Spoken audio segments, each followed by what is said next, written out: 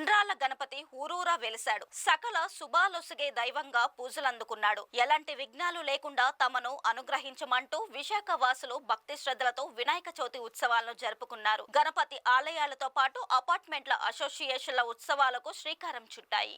విశాఖలోని సీతమ్మపేటలో వెలిసిన దుర్గా గణపతి ఆలయంలో నవరాత్రి ఉత్సవాలు ప్రారంభమయ్యాయి. వేకువజామునే స్వామికి సుప్రభాత సేవ జరిపి పంచామృతాలతో అభిషేకం నిర్వహించారు. 25వ వార్డు కార్పొరేటర్ సారిపల్లి గోవింద్ నేతృత్వంలో ఉత్సవ కమిటీ ఎప్పటిలాగే ఈ ఏడాది కూడా విశేష ఏర్పాట్లు చేసింది. శ్రీ శ్రీ దుర్గా గణపతి నవరాత్రి మహోత్సవాల సందర్భంగా మరి ఈరోజు 7/9/2024 నుండి మరి 15/9/2024 వరకు కూడా నవరాత్రి మహోత్సవాలు దిగ్విజయంగా జరుపబడను.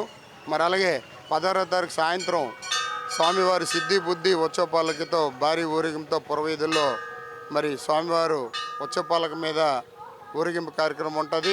మరి ఆ కార్యక్రమాన్ని కూడా భక్తులందరూ కూడా తిలకించి తీర్థప్రసాదాలు స్వీకరించాలని కోరుకుంటున్నాం. మరోవైపు శంకరమఠం రోడ్డులో ఉన్న శ్రీ విజయ గణపతి ఆలయంలో ద్రవిడ ఆంధ్ర సాంప్రదాయాల మేళావింపుతో ఉత్సవాలు ప్రారంభమయ్యాయి. ఆలయాన్ని ప్రత్యేకంగా అలంకరించి స్వామికి ఉపచారాలు వేకువజాము నుంచే నిర్వహించారు. అభిషేకాల అనంతరం వెండి కవచంతో స్వామి భక్తులకు దర్శనమిచ్చారు.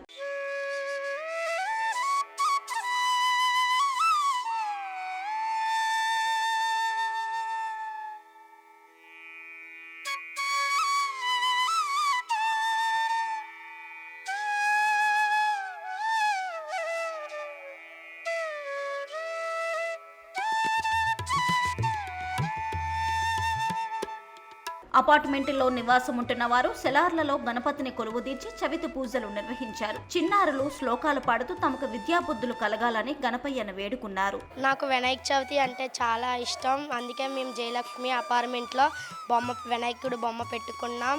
ఉండ్రాలు నైవేద్యంగా పెట్టాం, అటుకులు కూడా నైవేద్యంగా పెట్టాము. చదువు బాగా రావాలని వినాయకుడిని కోరుకున్నాం.